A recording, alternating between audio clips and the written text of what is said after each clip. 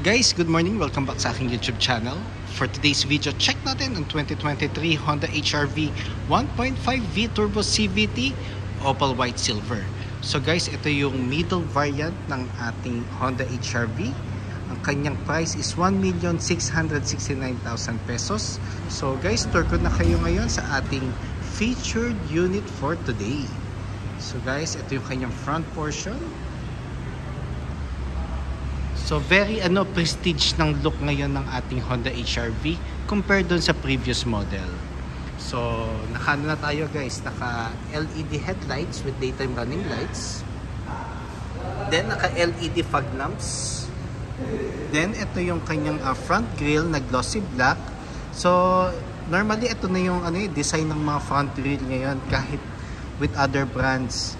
Pero nagko-complement siya kasi ang ganda ng kanyang lower bumper, kasi meron siyang, kung manonotice nyo, meron siyang amp na line, so it gives you more on design na very unique.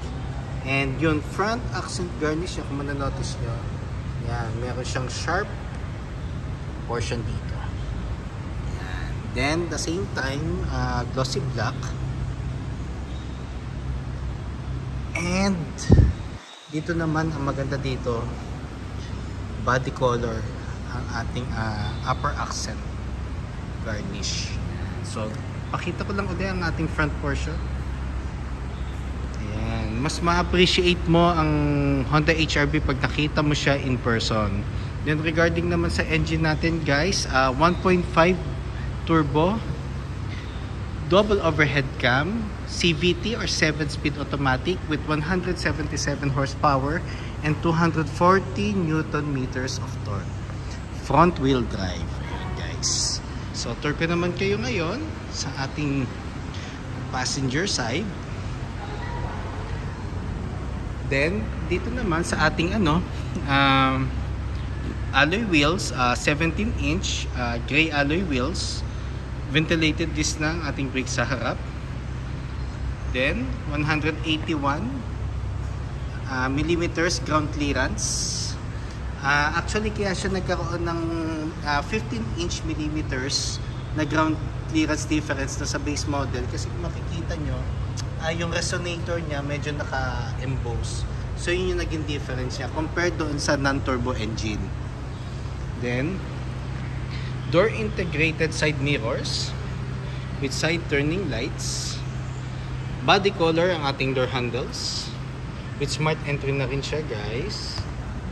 Then dito naman sa likod, solid disc brake naman ang ating brake sa likod. Ayan.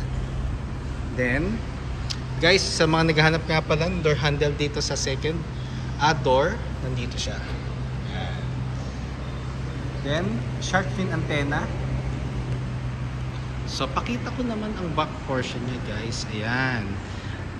Ang maganda talaga ngayon sa Honda HR-V, ang kanyang tail light paggabi buo. So pag umilaw siya, buo to.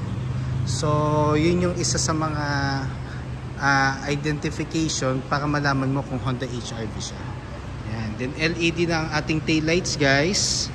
Then meron tayong turbo emblem. Meron na rin tayong reverse camera. Then dito naman sa lower bumper natin, meron siyang dual tailpipe finisher. Ayan. Doon kasi sa base model wala pa. Then matte black ang ating lower bumper. Then meron siyang a touch of glossy black. Ayan. Then buksan naman natin ating compartment. So for a 5-seater crossover, very spacious ang ating compartment space. Ayan. Then meron siyang tonneau cover na detachable. So para at least ang purpose nito, just in case na ayaw mo makita yung mga bagay or mga private things na gusto mo siyang itago. Ayan. So meron tayong tonneau cover. Then spare tire is donut type. Then ang tools natin nga pala guys is nasa right side. nandito siya. Yan. So nandito na yung mga tool set and jack. Then ang maganda nga pala dito guys, sa second row natin 60/40 ang division. Yeah. Yan. So same goes with the other side. So fully flat. So para at least para makita nyo kung gaano ka-flexible ang ating likod ng Honda HR-V. Ayan. So kung mga 2 passengers or mag-isa ka lang and may mga big objects ka or luggages na gustong i-ano, ma-accommodate siya ni Honda HR-V. Ayan. So andito naman tayo sa driver side. Kung mapapansin nyo yung ano niya, yung design ng body structure ng sasakyan natin, it's more on parang futuristic na ang kanyang ang design. So may pagka-sleek, the same time may pagka-elegant ang kanyang body structure. Then regarding naman sa gasoline, 91 octane pataas, pwede mong ilagay. So kailangan isang octane lang ang gagamitin mo guys pag mag-ano ka ng gasoline, magpapagasolina ka. Yun lang, hindi pwedeng pa iba-iba ng octane every time na magpapagas ka kasi magkakaroon yun ng effect sa makina. Then regarding naman dito sa ating accents sa sides ng interior natin, so urethane siya, combination of leather. Then glossy black. Then meron siyang ano guys 6 speakers. Yan, 4 speakers and 2 tweeters guys. Yan. So tapos meron din siya dito sa middle section, meron na siyang aircon vent. Yan. Then ang ating ceiling is light gray. Yan. So ang maganda rin dito guys, paano na siya, naka-leather na ang ating texture ng ating seat material. Yan. So very spacious ang interior natin. So lahat naman kay Honda guys, even though with other units, maximize ang ating interior space. So kung may time kayo guys, pwede kayo mag-visit dito sa aming showroom para at least makita nyo siya ng actual. And isa sa mga pinakamaganda na feature ng ating Honda HR-V is yung ULT seats. So kung 3 passengers kayo and meron kayong mga extra luggages, yan. O diba? Very flexible ang ating ang ating second row. So yung gantong ULT seats format, meron din siya with Honda Jazz, kaya lang nag-phase out na siya, and Honda HR-V. So tour ko naman kayo ngayon guys sa ating driver side or front portion. So guys, equipped na rin nga pala ito ng Honda Sensing. Lahat ng variants natin. Ayan. So smart entry nga pala guys, kasi yung smart keys na sa aking pocket. So ang pag-lock ng unit, tap mo lang yung 3 lines na to. So iilaw naman siya yung mga tail lights natin and magpo-fold yung side mirrors. Ayan. So para ma-check natin kung naka-lock na dito. Kasi ang pag-unlock ng unit, basta yung smart key is within reach ng HR-V, lalagay lang natin yung kamay natin sa door handle. Pero safe siya gamitin guys. Kung nasa ang side lang yung smart key at naka-lock pa ang unit at may gusto magbukas doon sa other side, hindi niya mabubuksan yun.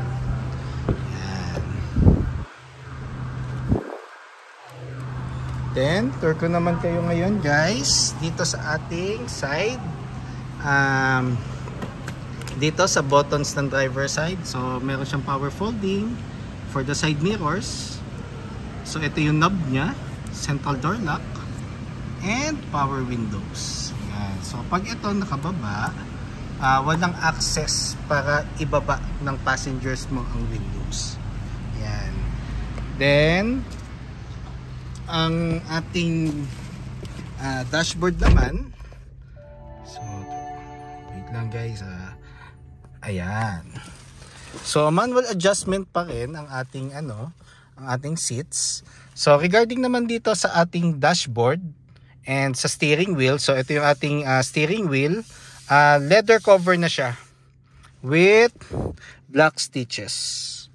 Then glossy black itong portion na to, and dito naman is matte black with hands-free telephone assist and audio control. Then dito naman is yung sa sensing. And guys, push start button na siya. Then meron na tayong guys, start ko nga pala para at least makita nyo yung panel. So 7-inch digital panel tayo guys. Ayan. So sa portion na to, meron tayong dalawang analog and digital. Pero ito guys, it's more on digital na. Ito yung pinaka-analog niya guys. Ayan. Then 8-inch touchscreen audio unit with Apple CarPlay and Android Auto ready. Then aircon button, so ito yung on and fan. Ito yung thermostat. So single zone air conditioning pa rin siya. Then meron tayong USB ports dito guys. So dito yung for charging and for mirroring. Tapos ito yung power outlet niya. So pwede kang mag-install ng dashcam dyan, basta dito ang power source. Then itong portion na to, it's more lagayan ng mga cellphone. Then dito naman sa center console natin, kung makikita mo yung premium design niya, ayan no. So meron siyang silver accent with glossy black sides ng transmission. Then leather na ang ating transmission cover. Then meron tayong portion dito for the manual key, para pag na-discharge ang battery mo, pwede mo siyang i-shift to neutral para maitabi mo siya sa gilid, just in case na abutin kayo sa daan. Ayan. So meron tayong park, reverse, neutral, and drive. Ayan. Then meron tayong paddle shifters guys. Ayan. Ito. Tapos regarding naman sa dashboard guys, leather na ang ating dashboard with silver accents. Ayan. Hanggang dito sa side ng pinto. Then glove box. Ayan. Then armrest is leather na rin. Console box. Then sa baba naman ng transmission guys, meron tayong drive mode. So ang drive mode guys, meron siyang, pag in-up ko siya, ayan, example yan, up. Meron tayong sport, normal, and icon button. Ayan. So for RS and V variant, meron siyang drive mode. Kasi sa S variant naman, sa non-turbo engine, icon button tong portion na to. Then meron siyang hill descent control. So pag in-on mo siya, ayan, so meron siyang signage or symbol na naka-on na siya. Ang purpose nito guys, pag very steep or very matarik ang bababaan mo, i-on mo siya para hindi ka nagagamit ng preno. Ang maganda dito, pag na sense na ni HRV na nasa downhill ka automatic mag-a-adjust yung HRV. Babagal yung mga gulong mo. Para ka naka-engine brake. Then, the same time, pag na-sense naman ni HRV na nakababa ka na sa downhill or bumalik ka na sa flat terrain, automatic magdi-disengage yung hill descent control.